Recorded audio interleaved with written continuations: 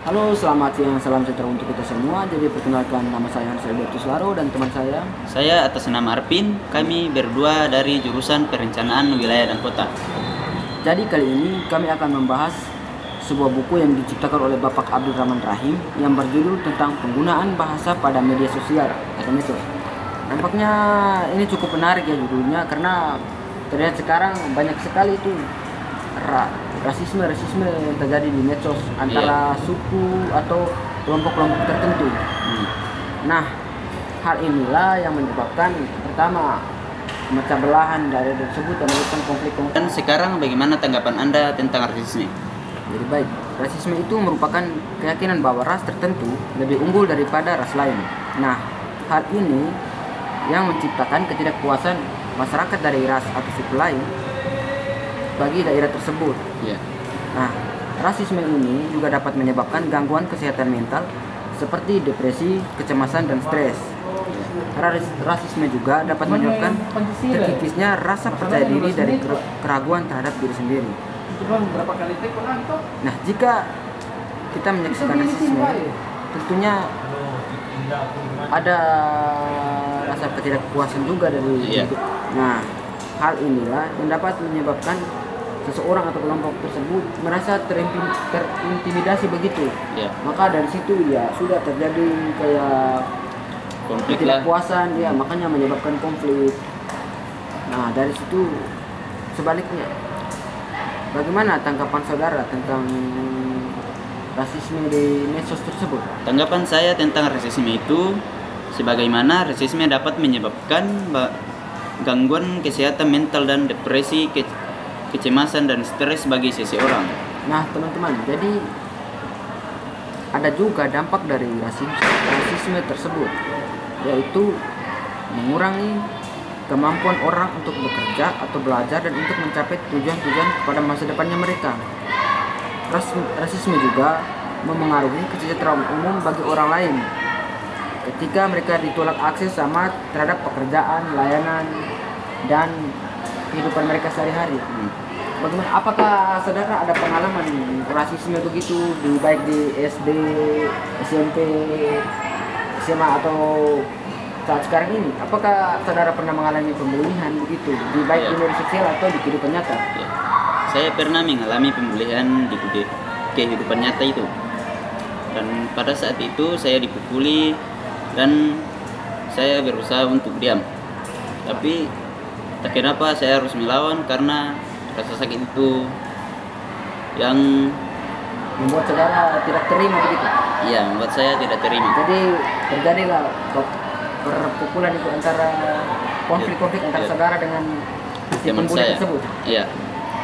Dan mungkin itu saja dari saya. Terus tanggapan Anda, bagaimana cara kita mencegah diskriminasi dalam masyarakat? Ya, bagi saya, tanggapan saya itu yang pertama, kita harus mencegah dengan begini, ya mungkin memberikan pemahaman kepada masyarakat lewat medsos.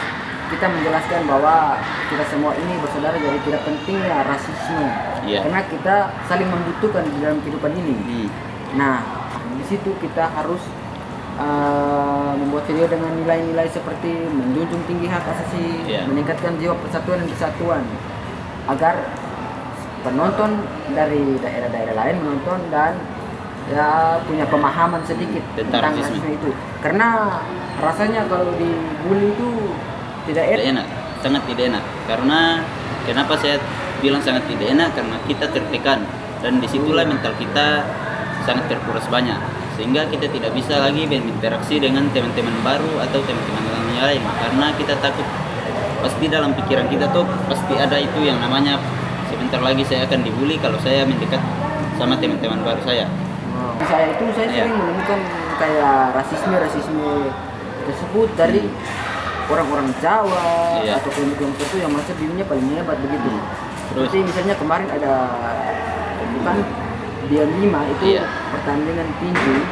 Nah, di mana dari Indonesia itu mewakilkan kakak Ungke, di mana kakak Ungke itu berasal dari Indonesia Timur. Nah, karena karena tidak kepuasan itu mungkin karena kakak unggul bagaimana mengeluarkan kata-kata tapi mungkin dari kelompok lain itu tidak puas Iya. dengan kata-katanya, tapi sebenarnya kata-kata tersebut tidak merasisme terhadap kelompok tersebut ke daerah tersebut, mana ketidakpuasan terhadap masyarakat di bagian situ, maka di situ terjadilah rasisme tersebut terhadap saudara kakak unggul itu. Seperti dibully.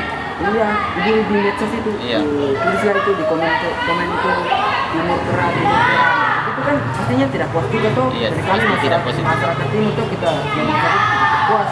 Iya. Karena ini kan bukan bawa-bawa seseorang, tapi ini langsung ke timur. Iya. Jadi semua orang, padahal semua orang tidak terlibat di situ. Hmm. Nah, hal itu ya membuat ada lagi masyarakat dari timur yang tidak puas terhadap masyarakat musik Jawa. Nah, disitulah ketidakpuasan itu, maka kadang-kadang saya juga takut karena mungkin ketidakpuasan itu kayak di Papua, takutnya nanti dari orang Jawa ketika dia bekerja di Papua, nah nanti kan masyarakat sana kan berpikir ini dulu ini mereka sering hina-hina kami ini. Nah, jadi itulah dampak negatif dari medsos. Iya betul saudara. Nah pasti mereka bilang ini mereka dulu sering hina-hina kami, timur kera lah, timur monyet. Nah itulah yang menyebabkan ketidakpuasan masyarakat, sehingga mungkin ketika saudara kita dari Jawa, ketika mereka bekerja di Papua, ada kelompok orang yang tidak puas dengan kata-kata tersebut, maka terjadilah konflik tersebut. Iya, terjadi konflik. Bisa misalnya ada pembunuhan. Nah, misalnya sekarang kayak itu terjadi peperangan kayak di Papua sana itu KKB, kelompok kriminal bersenjata. Nah, di situ banyak juga bahwa berdasarkan informasi yang saya dengar itu ada juga itu masyarakat lokal yang tidak puaskan sama orang-orang Jawa. Nah, karena itu dampaknya juga besar bagi orang-orang luar daerah Jawa. Seperti kayak mereka tuh selalu berpikir bahwa orang yang kulitnya putih, rambutnya lurus, berarti ini orang Jawa. Nah, berarti kadang-kadang itu mereka sampai foto, itu sering terjadi itu di bagian sana itu. Maka ya mungkin menurut saya hal tersebut juga yang menyebabkan saudara-saudara kita di Papua yang tidak puas dengan itu, maka mereka ingin merdeka sendiri. Iya, begitulah. Jadi yang pertama mungkin infrastruktur di sana mungkin kurang memadai. Yang kedua mungkin karena konflik-konflik tersebut, rasisme tersebut, maka ketidakpuasan mereka jadilah begitu. Apakah di Makassar sini pernah mengalami konflik-konflik yang besar seperti itu atau bagaimana? Kalau menurut saya itu kayaknya pernah ada, tapi saya tidak tahu pernah ada rasisme begitu atau gimana kah, saya belum tahu juga. Saya itu Bapak Abdul Rahman Rahim itu menciptakan buku tentang penggunaan bahasa pada media sosial atau medsos itu menurut saya sangat penting, sangat baik, sangat bagus lah. Karena di buku ini menjelaskan tentang banyak masyarakat yang juga tidak puas dengan rasisme atau pembulian misalnya.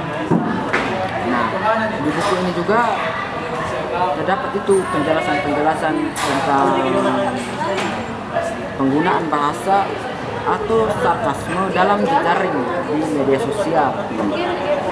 Jadi buku ini pemilik penciptanya ini Bapak Abdul Rahim, dia setelah melakukan penelitian selama 1 bulan dengan objek penelitian kesantunan bahasa Indonesia dalam sosial media seperti Facebook ini yang diambil oleh Bapak Abdul Rahim dalam meneliti buku ini. Nah, ditemukanlah banyak komentar yang tidak santun karena melanggar prinsip kesantunan. Seperti yang kita sudah bahas tadi, hal-hal yang terjadi seperti itu, pembulian dan sebagainya dari daerah-daerah lain.